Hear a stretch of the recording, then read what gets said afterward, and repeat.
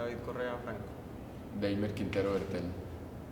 Sonidista y director de fotografía del corto Presagio.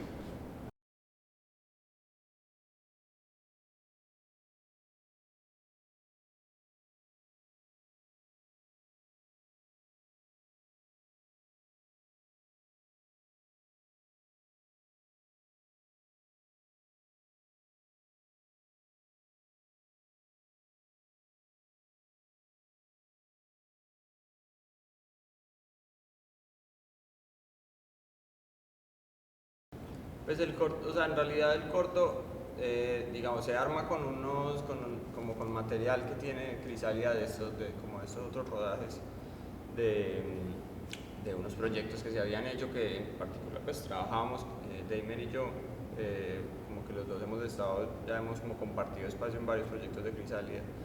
Y entonces se arma con eso, se arma igual con financiación misma de Crisálida, de todas maneras es un equipo muy pequeño, o sea, era un equipo de rodaje de, pues, ¿cuántos seríamos? Como 8 personas. ¿Cierto? Sí, éramos como 8 personas, en algunos momentos 4, dependiendo de qué se estaba rodando pues en ese momento.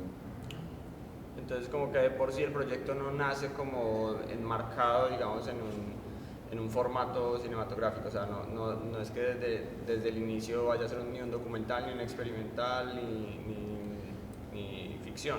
Sí. ¿Cierto? Como que al principio ya planteaba que tenía un personaje, pero al mismo tiempo incluso había material donde se hablaba con gente de los lugares, rodábamos unas cosas con Handicam, o sea, como que no había nunca como no estábamos como encerrados en ningún formato ni en ningún género.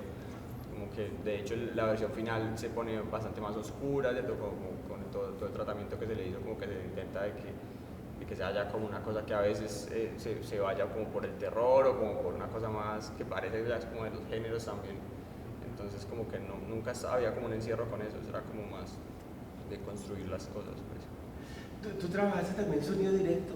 Sí, ¿Y postproducción de y sonido? postproducción de sonido. ¿Cómo fue ese proceso? O sea, ¿qué grabaste en sonido directo? ¿Cómo fue el proceso de postproducción? Que obviamente fue, pues Sí. me imagino que largo. Pues como que lo interesante del proyecto es como yo entré a trabajar desde la misma concepción del proyecto, como que Tiago y Juli nos dicen, o sea, el proyecto está basado en el manifiesto transanimal de Ana Lula Feral, que es la protagonista pues de la película, pues tiene como partes de eso, como que llama partes de eso a la película y lo que intenta hacer es un poco como cómo se comunican las especies, se podrían comunicar las especies de manera horizontal en un mundo distópico. Esa es como un poco la idea de la película. Y a partir de esa idea también fue como pensarse en sonido, cómo podría surgir una nueva especie, cómo se escucharía eso, cómo se construirían todos los universos y los paisajes. Entonces, hicimos como una lista con Santi y con Juli como de qué se va a rodar. O sea, como que queremos rodar en cada una de las locaciones, entonces si vamos al río, qué queremos del río, si vamos, no era como ir y grabar diálogos, sino como ver qué se necesita en cada locación del espacio para narrar, pues como en la escena de los niños, grabar muchos wild tras de los niños conversando, de los niños riendo, aplausos, también grabamos un montón de cosas que no, hay un montón de material que no está en la película porque fue como un proceso largo de exploración en el cual veíamos cómo se comunicaban todos los materiales con el corte de montaje, que nunca hubo un corte de montaje final para llegar a sonido, sino fue como corte de montaje, corte de sonido, luego se devolvió a montaje. El primer corte de montaje de la peli duraba alrededor de 45 minutos, 50 minutos más o menos, y desde ese corte estábamos pensando como en el sonido, entonces como que eso fue lo interesante del proceso, cómo se podía comunicar el sonido con la imagen, no que el sonido dependiera de la imagen ni que la imagen dependiera del sonido, sino que los dos fueran como en dos vías contando como una película posible. Desafortunadamente casi siempre el sonido está como al servicio de la imagen, ¿no? Pero la verdad es que es como 50-50, ¿no? ¿Cómo te sentiste de haber tenido ese protagonismo justo, digamos? Pues fue un proceso como muy particular, pero muy chévere porque era eso, como uno siempre que va a rodar una peli, lo primero que piensa es en los diálogos. Entonces, ese es como, listo, estos son los diálogos de la película y además de eso necesito ese ambiente, como que es un proceso que de una u otra forma en algún momento termina volviéndose como una fórmula Obviamente todas las películas son diferentes, pero si hablamos de películas de ficción, como que uno va a robar los diálogos y a intentar como que esos espacios donde esos diálogos se dan también estén representados pues en los ambientes, en los wild tracks. Pero acá era como pensarse mucho más profundamente si no hay diálogos, qué es lo que en realidad necesita la película del sonido directo. Entonces hay a veces que David se iba a rodar con Juli y con Tiago a la cima de la montaña y yo me quedaba abajo horas como grabando sonidos, grabando animales, como que uy, ese animal está muy interesante y puede funcionar para tal atmósfera que hemos planteado en la pre para la película. Y muchos como de las atmósferas que están en la película planteadas son del sonido directo y hay otras que sí son de otros rodajes también. Fue también como pensar qué he grabado y qué voy a sacar de otros ambientes que he grabado, otros espacios que he grabado para traerlos acá a la película y construir como todo ese mundo distópico. En cambio, tú, David, no hiciste parte de la postproducción. Sí, yo también, yo en realidad sí, porque también hice la colorización del proyecto. Ah, la colorización. Sí, también lo colorizamos. Entonces eso también fue interesante porque mucho material cuando lo íbamos rodando ya sabíamos, o tomamos decisiones en el momento como si hagámoslo así que en color le hacemos esto, ¿cierto? Como que ya íbamos preparando la imagen para lo que se podía hacer en color, entonces como que había una conversación mucho más directa y luego en el color nos tomábamos como más también como más atribuciones porque teníamos como todos los derechos tranquilamente, o sea, no era una discusión entre nosotras, no una discusión como con otro equipo.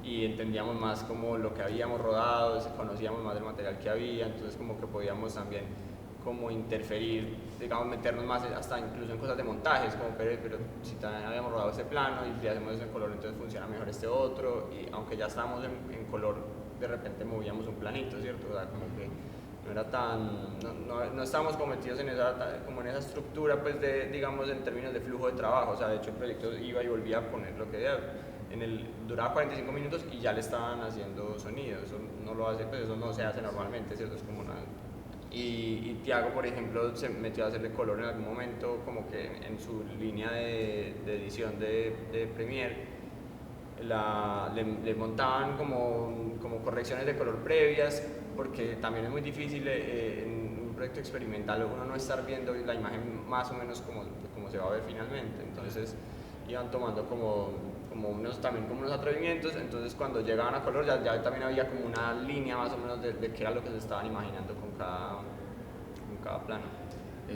Y con respecto a eso, yo quería notar algo y era como el trabajo colaborativo, pues como la película se plantea la forma en que las especies se comunican de manera horizontal y también como que es un poco también a través del cine, como las formas de producción pueden también volverse horizontales y como dejar esa verticalidad, entonces como que eso también es muy interesante de la película. Por ejemplo, en el equipo de sonido somos 4 personas que hicimos la postproducción, entonces era eso con Tiago y Juli. Tiago a veces tenía como algunos sonidos y me los mandaba, otros de los chicos también como le cogían la película y como no, esto también interesante y como que era un trabajo colaborativo entre los 6.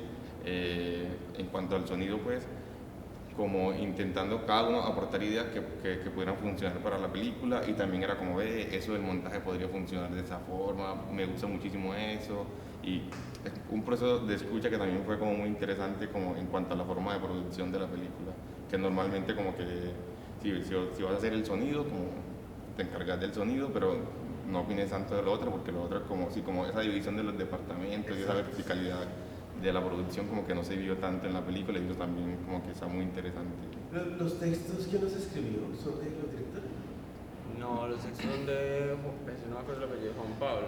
Es Felipe. Ah, Felipe. Pero de alguien del Sí. equipo, no son tomados de otro lado. Los textos los construye Felipe, o sea, se Los construyen. construye Felipe, Analu y Tiago y pues, Juli, sí, si no soy mal, ¿no? Sí, o sea, los 4 creo que hicieron como la escritura. Sí, me acuerdo que Felipe empieza como a proponer unos textos que son, y es lo que decía Damon, parten de este manifiesto transanimal, ¿cierto? O transespecista. Transanimal.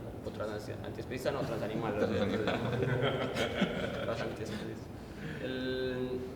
Pero parte como de ese manifiesto y él empieza a construir unos textos que de hecho siento yo que son lo que le empiezan a dar mucho el tono a lo que se va a hacer, porque claro, no teníamos pues como que igual en cualquier momento se podría convertir en una cosa de que no sabíamos por dónde íbamos, y creo que esto le empieza a dar como el tono de lo que vamos a hacer, ¿cierto? Como de irse realmente más abstractos y más poéticos con muchas cosas, pues como ir más a las sensaciones, ¿cierto? Como no preocuparnos por exponer alguna idea como concreta, aunque sí está, pero como sabíamos que estaba en los textos, también nos daba mucha más libertad, porque lo que se iba a decir iba a estar en el texto en un punto, y lo otro iba a ser solo la sensación y como una manera como subjetiva de representar lo que se estaba hablando.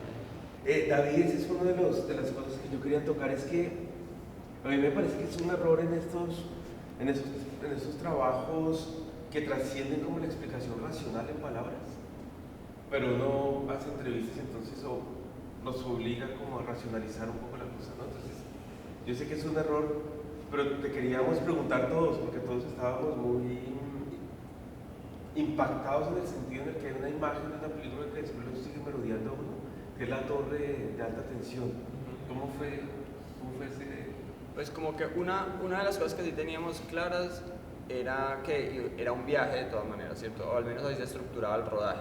Ya como que luego se jugaba con eso, pero al menos para rodar se estructuró así. Entonces teníamos toda una parte que iba a ser un río, había una parte que iba a ser la montaña, que es como montaña, selva, o sea, y montaña alta, y teníamos una parte que era la ciudad, ¿cierto? Y porque se iba a estructurar como ese viaje que era como distópico, donde había como en algún punto desaparecía como la especie humana y empezaba como a aparecer esta nueva figura, ¿cierto? Que era como la que justamente había como acabado, digamos, con esa especie.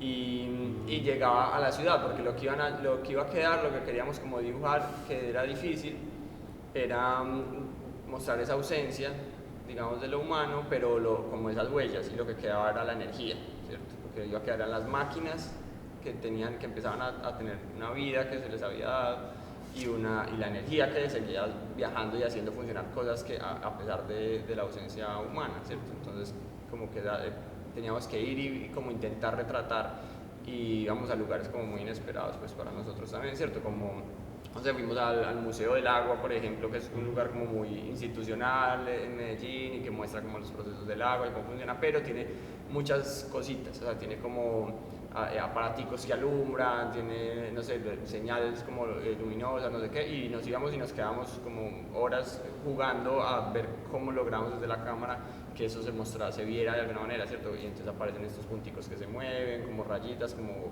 que hay un montón de cositas de esas en el corto, que son como otras representaciones, digamos, de la luz o de la energía. Entonces luego íbamos a este lugar, hay un lugar pues, donde hay muchas imágenes que salen de esa misma locación, que es una zona alta en Bello, y hay unas torres de energía, y entonces va mucha gente a llevar cometas, entonces hay como pedazos de cosas colgadas de los cables, uno puede caminar entre las torres, entonces como que le permite a uno, pues hay basura, hay escombros que van y tiran allá, entonces como que empezaban a aparecer texturas que nos encontrábamos, pues como cosas que van apareciendo ahí, y como que en realidad la única guía era eso, y luego pues entonces empezaron a repetir pues como que estas imágenes aparecen, pero llegan después de cierto punto, o sea la torre de energía en realidad aparece en el corto después de la mitad, como que está este momento en que ella se quema, y de ahí en adelante lo que viene es como todo el vestigio que va a ser representado como por esas torres que son pues, como la energía y la máquina aún funcionando.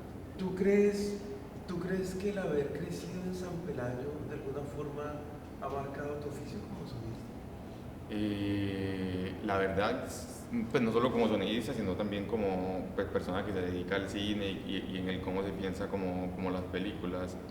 Pues lo digo porque nosotros somos pues, la voz de la película y como tal la dirección de sonido la hicimos en Roda Sonido. Y en la empresa somos 4 personas que venimos de 4 partes del país, del sur, yo vengo del norte, hay otro chico que viene del norte también y alguien que es de Medellín. Los 4 venimos como de diferentes lugares del país y la forma también como crecimos, como nos relacionamos con el entorno, como que condicionan de una u otra forma la forma en que vamos a pensarnos del sonido de las películas en este caso.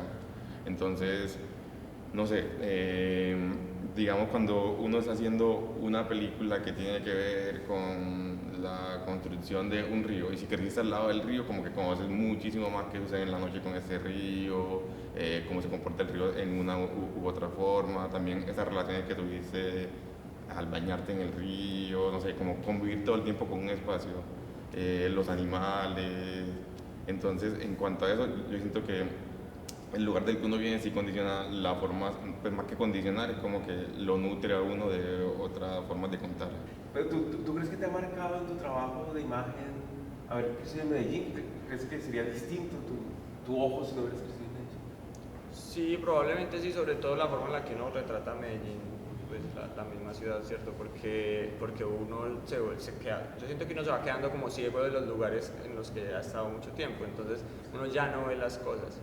Y eso sí era, pues, eso sí era muy interesante, como poder encontrar otra vez la imagen, ¿cierto? Como otras formas, que hay ahí que se puede mostrar, ¿cierto? Y que hay ahí que se puede, digamos, que se puede abstraer de esa ciudad y que cuente otra cosa, ¿cierto? Como que, claro, si yo la mayoría de lo que he hecho ha sido ahí en Medellín. Entonces es difícil a veces uno sentir que algo no le parezca ya demasiado visto o agotado, o sea, uno siente que ya se ha repetido muchas cosas, entonces se va haciendo cada vez como más difícil, pero también es interesante pues como irse metiendo y pues siguen, no sé, sigue saliendo proyectos y cosas y uno como que va encontrando la forma de contar de otra manera.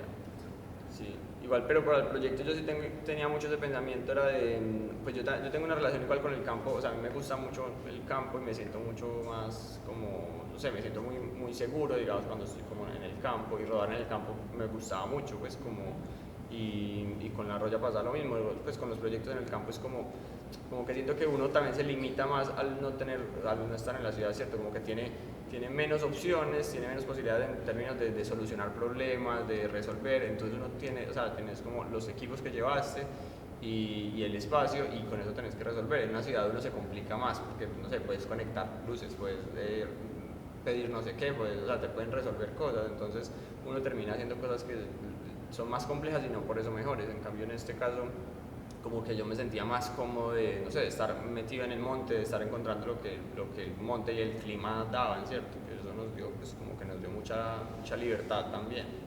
¿Tus papás qué hacen? Los dos están jubilados, pero son educadores. Pues, ¿Educadores? sí. ¿Y los tuyos? Mis papás vienen del campo y en el pueblo tienen, pues trabajan como en una tienda y se han dedicado a eso como toda su vida entre el campo y el pueblo. Entonces, como que, pero hay algo muy interesante que de lo que decía David, y es eso, como que la experiencia previa es algo que lo va ayudando a uno como a construir la forma, como su mirada de autor y su escucha de autor en el caso mío, pues, y sí, no es lo mismo David que ha vivido en la ciudad más tiempo que yo, por ejemplo, a yo que viví en un pueblo y luego viví en una ciudad, como que yo vivo la mitad de mi vida en un pueblo y la otra mitad en una ciudad. Y no es lo mismo alguien que se ha quedado todo el tiempo en el pueblo y van a ser como formas diferentes incluso de ver y escuchar el mundo. Eso es como lo interesante pues del asunto.